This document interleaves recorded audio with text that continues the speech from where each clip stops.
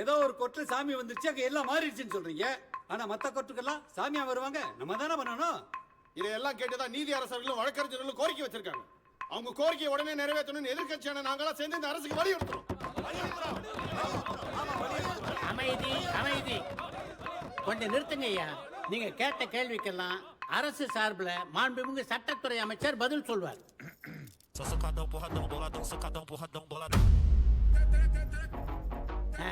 மன்னிக்கவும், இதற்கான பதிலை கழகத்தின் மூச்சு, ஏழைகளின் டார்ச்சு, பத்தே பிலிப் வாட்ச், விலையில்லா ஸ்காட்ச், நம்முடைய தமிழகத்தின் நிரந்தர முதல்வர் டாக்டர் குசிலம்பட்டி கருப்பையா காந்தி.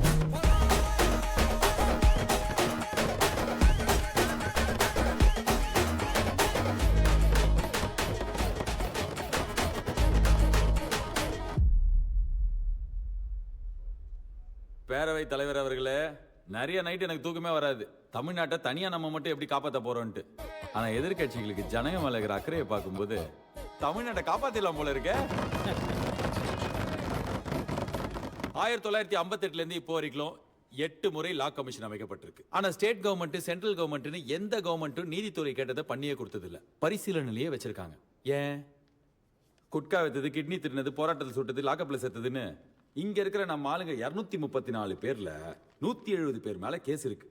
அவங்க கேட்கறதெல்லாம் கொடுத்துட்டா நம்ம இது உள்ள இருக்க முடியாது, உள்ளதான் இருப்போம். நீதித்துறைய கேஸ் ஃபைல்குள்ளேயே முழுகடிச்சு திணற பிரச்சனையிலேயே வச்சுக்கணும். அப்பதான் நம்மள வந்து நோண்ட மாட்டாங்க. பொதுமக்கள் தான் முக்கியமா இல்ல நம்ம பவர்ல இருக்கிறது முக்கியமா?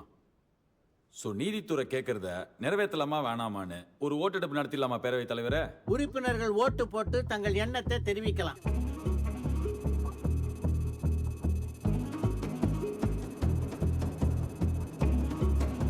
$233க்கு 1.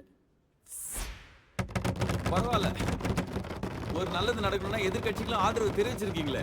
ஆனா நம்ம கூட்டத்துல ஒரே ஒரு நல்லவன் இருக்கான். யாருப்பா அந்த நல்லவன்?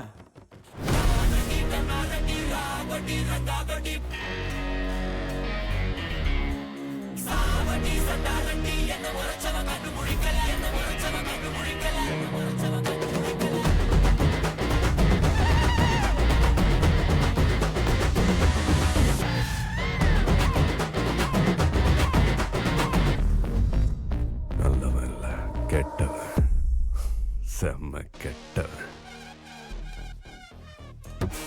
ஜனங்களுக்கு நல்லதுன்னா பண்ண மாட்டீங்கல்ல, செதற விட்டு செய்ய வைப்போமா?